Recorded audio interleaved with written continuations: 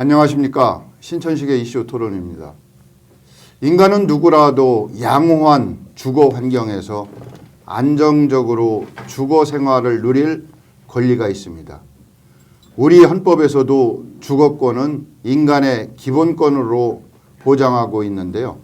최근 주거 약자를 중심으로 전세 사기 피해가 급증하고 있어서 사회적으로 커다란 문제가 되고 있습니다.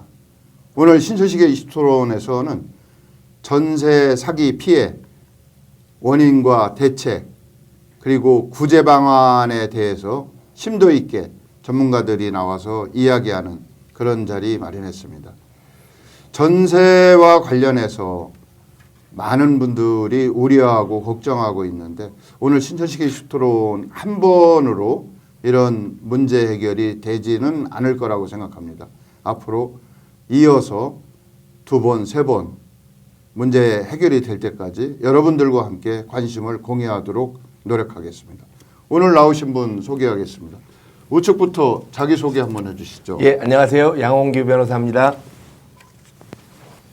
예. 네, 반갑습니다. 저는 한국공유사협회 대전광역시 지부장을 맡고 있는 서용원입니다. 반갑습니다.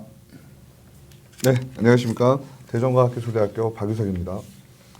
양홍규 변호사님은 대전 지역에서 변호사로 활동하신 지 오래되셨죠? 얼마나 되셨어요? 28년째. 아, 오래되셨네. 네. 이제 양홍규 변호사께서는 과거에 대전광역시 정무부시장도 하셨었죠? 예. 근데 이제 사실은 언론에 특히 신천식의 이슈토론에는 자주 출연을 안 하셨던 것 같아서 이번에 본인은 고사를 하신 걸로 제가 알고 있는데 제가 특별히 좀 모셨습니다. 이 전세 사기라고 하지만 이게 어떻게 보면 전세보증금 반환 이행이 불가하다 뭐 이런 내용이죠, 법률적으로. 그렇습니다. 예. 그동안 이런 사례가 전혀 없었던 건 아니지 않습니까? 과거에도 있지 않았어요? 맞습니다. 예. 과거부터 보증금이죠. 예. 전세 보증금, 임대차 보증금, 보증금을 반환 못해서 사건화되고 소송화되고 고소하고 그런 사태들은 속출했었죠. 예. 실제 법원에 가보면 전세보증금 반환 사건, 이게 사건 번호 부르고 나가는 그런 사건들이 많습니다. 예. 그런데 지금처럼 뭐 수천 채 전국적으로 수만 가구가 이 깡통 전세라는 속에서 전세 보증금을 반환 못 받는 사태가 지금 속출하고 있고 이것이 사회적인 문제가 되고 있어서 이런 지금은 이제 엄청난 사회적 재앙으로까지 표현할 정도로 많은 사람들이 그런 피해를 당하고 있는 것 같아요. 여러 가지 뭐 원인들이 있겠습니다만 과거 정부 때 임대차 3법 개정으로 인해서 전세 보증금이 이렇게 폭등하고 주택 가격이 하락하고 또는 주택 가격도 반대로 폭등하는 경우도 있었습니다만 깡통 전세 소위 전세 가격하고 매매 가격하고 유사해지거나 또는 전세가가 역전하는 그런 사태들로 인해서 전세 보증금을 반환을 못하게 되고 또 전세 수요가 급감하면서 또 다시 순환이 안 되니까 보증금 반환을 못하고 이런 사태들이 지금 많이 생겨서 사회적 문제가 되는 것 같습니다.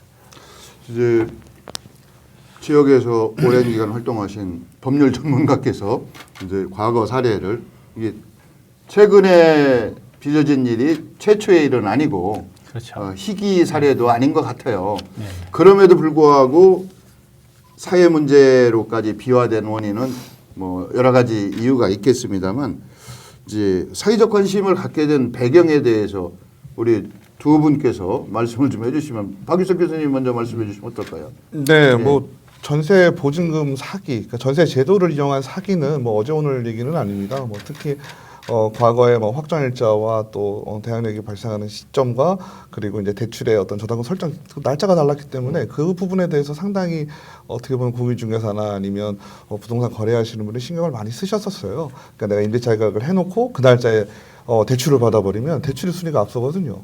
그래서 그런 부분들은 과거로부터 있었던 건데 특히나 지금 전세 사기 같은 경우는 아파트에서 일어났다고 보기는 좀 어렵고요. 다가구 주택에서 벌어진 일로 좀 볼 수 있습니다. 근데 다가구 주택이나 연립주택 이렇게 중소형 규모의 어떻게 보면 공시 가격, 그러니까 제대로 된 시장 가격을 알 수 없는 상황, 어떻게 보면 정말 비대칭이죠. 이 상황에서 소비자들이 역선택을 하게 되고 또 공인중개사들은 어떤 도덕적 해이가 좀 발생해서 그런 부분이 맞물려 가지고 좀 발생한 사건이라고 좀 볼 수가 있거든요. 또 게다가 미추홀구에서 일어났던 전세 사기로 인해서 또 안타깝게도 세입자 몇몇 분이 유명을 좀 달리하시는 바람에 전세 사기가 지금 전국적으로 사회적 이슈로 떠오르고 있습니다. 그래서 다가구 주택 전세를 들어가게 되면 전세 보증을 좀 하지 않습니까? 그런데 그 내용을 좀 보니까 보증 사고도 2021년까지는 다가구 주택이 그렇게 크지가 않았어요. 그랬는데 2022년도에는 6,678건이나 발생을 하게 됐고요. 2023년 올해 1분기에도 벌써 3,928건이에요.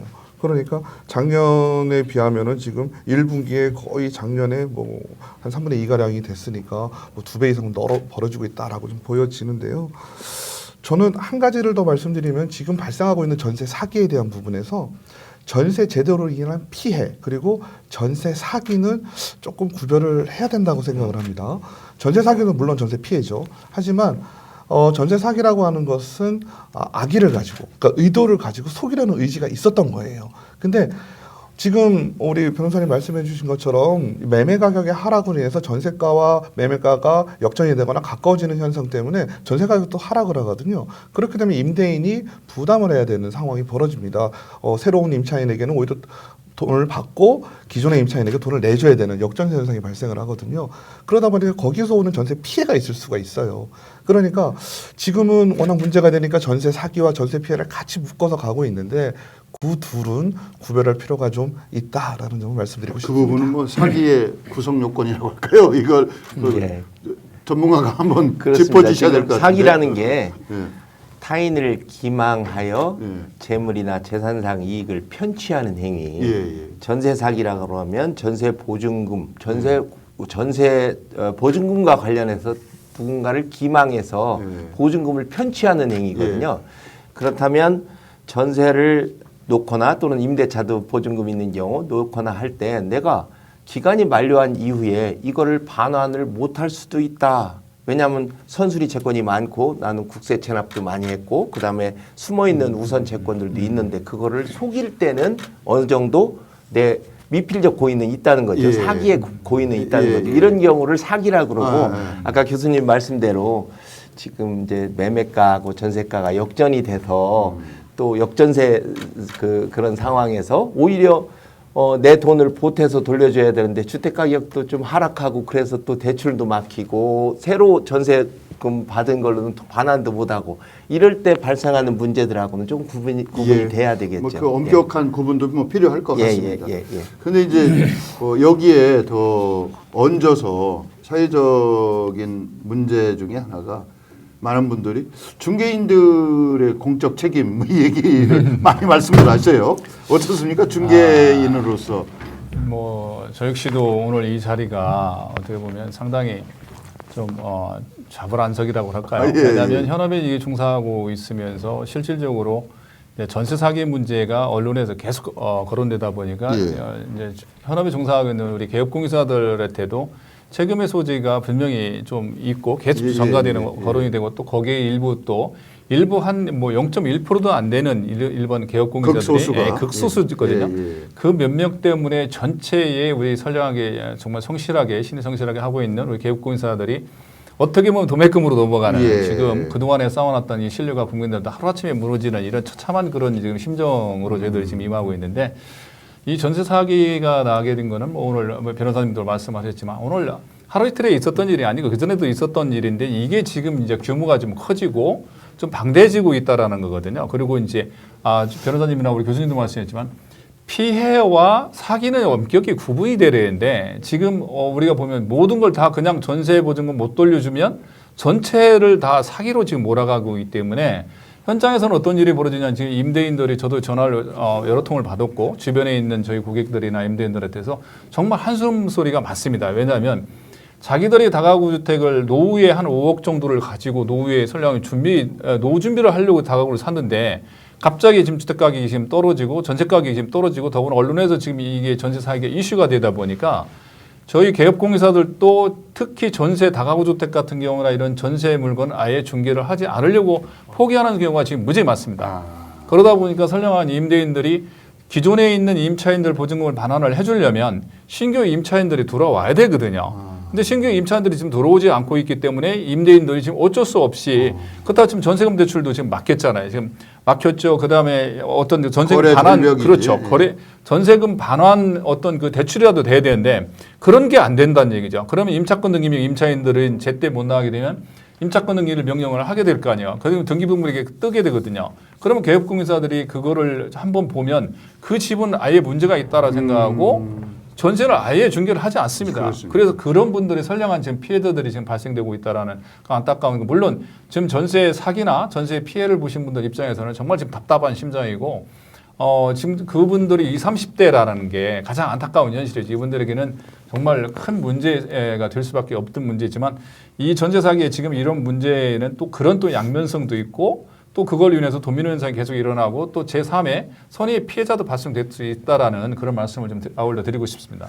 이제 저희가 처음에 전세 사기, 깡통 전세 이런 이야기를 언론을 통해서 접했을 때는 지역하고는 무관한 일처럼 이렇게 생각을 했었어요. 어디 먼 다른 나라 이야기처럼. 근데 최근에 이제 대전의 특정 구에서 뭐 어떤 구라고 말씀드리긴 참 어렵습니다만 이런 그 전세가율이 뭐 130%가 넘는다든지 혹은 특정 구에서는 그 전세 사기 피해자들이 발생했다는 뭐 그 아주 선정적으로 보도가 됐다고만요. 그 금고를 열으니까 돈이 현금 다발이 뭉치로 쏟아졌다. 이렇게 돼서 저는 뭐 보도의 선정성 여부를 떠나서 야 대전이 전세 사기 피해로부터 예외가 아니구나. 청정 지역이 아니구나. 이런 생각을 했어요. 어떻습니까? 그 전부터 그런 징조나 기미 같은 건 변호사님이 좀 인식을 하고 계셨어요? 지금 중개사님 말씀하셨지만 사실 그 전세 관련한 사기 또는 전세 보증금 미반환의 사태는 어제 오늘의 일이 아니고 또 중개사님들이 간혹 그 소송에서 피고로 당사자로 임대인하고 연대보증해서 연대로 책임을 짓는 경우가 있는데 되게 중개 대상물 설명 의무 이걸 다 하지 않았다 해서 사실 등기부등본에 나타나는 거 이외에 그 최우선 순위가 있는 뭐 경매 비용이나 국세 채권, 지방세 채권, 그다음에 최우선 소액 보증금 반환, 그다음에 뭐 근저당, 그다음에 확정일자 있는 선수리 채권 이런 것들이 다 외부적으로 나타나는 건 아니거든요. 그런데 그런 것들을 제대로 설명을 할래야 할 수가 없는 경우가 있습니다. 임대인이 속였을 때 임대인이 적극적으로 맘먹고 속이면 중개사들도 알 수가 없거든요. 맞아요. 그런데 어쨌든 지금 대덕구 아까 말씀하셨듯이 130% 전세가율이라고 저도 깜짝 놀랐어요. 왜 그런가 하고 제가 나름대로 생각을 해보니까 대덕구 쪽이 조금 구도심이라서 주택 가격이 낮습니다. 그런데 전세가는 이제 평균적으로 형성되거든요. 그래서 그렇지 않나 싶은데 지금 어디 언론을 통해서 보니까 대전, 충청, 세종 지역만 한정해서 이렇게 살펴보니까 한 깡통 전세, 소위 전세가가 역전되거나 비슷한 유사한 그런 사례가 한 6천여 건 이렇게 조사된 게 나오더라고요. 향후에 전세 피해로 이어질 수 있는 충분히 그 중에 일부는 사기로도 이어질 수 있는 그래서 사기로 처벌받는 사례도 나오는데 아까 언론에서 돈다발 나왔다고 하는 실제 형사 사건화돼서 기소된 사건으로 제가 알고 있습니다. 그렇습니다. 그래서 이제 전세 관련해서 법적 분쟁 뭐 이렇게 저희가 이제 용어를 만약 쓴다면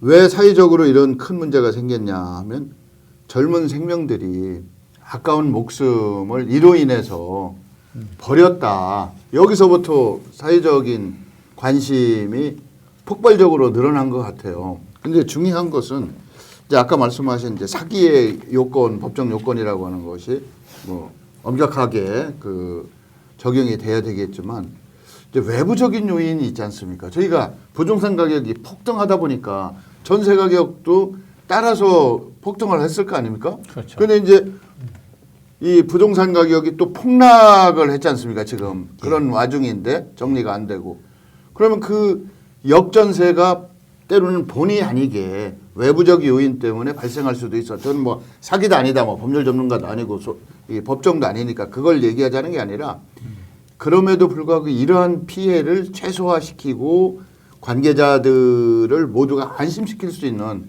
이런 방법을 좀 찾아보자라는 것이 정치